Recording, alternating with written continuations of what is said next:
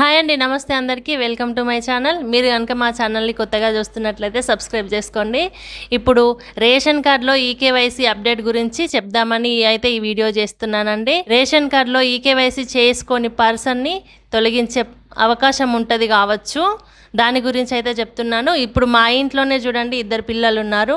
మా బాబు 10 ఇయర్స్, మా పాప 5 ఇయర్స్. మా పిల్లలకైతే ఇప్పటివరకు ఇంకా చేయించలేదండి, మాదైతే ఆల్రెడీ చేయించుకున్నాము.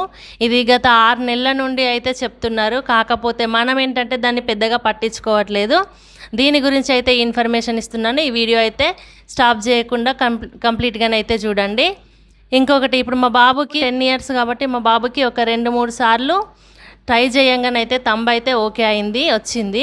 మా పాప 5 ఇయర్స్ బిలో కాబట్టి పాపకి అయితే ఈకేవైసీ రావట్లేదు. పాపకి ఫింగర్ ప్రింట్స్ అనేటివి రావట్లేదు. అయితే పాపది ఆధార్ సెంటర్కి వెళ్ళి ఫింగర్స్ అప్డేట్ చేయించుకున్న తర్వాత ఈకేవైసీ అయితే నేను చేయించుకుంటాను. గత 6 నెలల నుంచి అయితే ప్రభుత్వం చెప్తూనే ఉంది, కాకపోతే మనం లైట్ తీసుకుంటున్నాం కదా. ఈ విషయం మాకు తెలియకపోతుండే, కాకపోతే రేషన్ డీలర్ వాళ్ళు ఫోన్ చేసి చెప్పారు. దాని గురించి మేము ఇక్కడికి వెళ్ళి రేషన్ షాప్కి వెళ్ళి చేయించుకున్నాం. బాబుది అయితే అయిందండి, పాపది 2-3 రోజుల తర్వాత అవుతుంది. రేషన్ డీలరు మీరు ఎక్కడున్నా కూడా చేయించుకోవచ్చు అని అయితే చెప్పారండి. మాది సిరిసిల్లలో ఉండే, మేమైతే కరీంనగర్లో ఉంటున్నాం కాబట్టి ఇక్కడ రేషన్ షాప్కి వెళ్ళి చేయించుకున్నాము.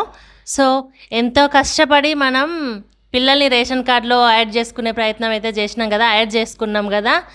అయితే ఈ ఈకేవైసీ చేయించుకోకపోవడం వల్ల రేషన్ కార్డులు పోయే అవకాశం ఉంది కావచ్చు. ఇంత కష్టపడి చేయించుకున్న తర్వాత పోతుంది అంటే మనం అంత బాధపడతాం కదా.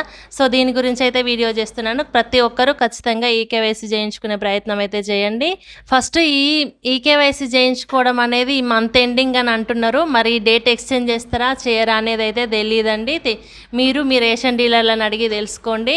సో ఈ ఈకేవైసీ చేయించుకోవడం అనేది అయితే మన తెలంగాణలో ఎవరు ఎక్కడ ఉన్నా కూడా, వాళ్ళ సొంతూరు ఒక దగ్గర ఉండి వాళ్ళు వేరే దగ్గర ఉంటున్నా కూడా, ఎక్కడ రేషన్ షాప్ ఉన్నా మీరు ఎక్కడైనా చేయించుకోవచ్చు అని అయితే గవర్నమెంట్ అయితే చెప్పిందండి.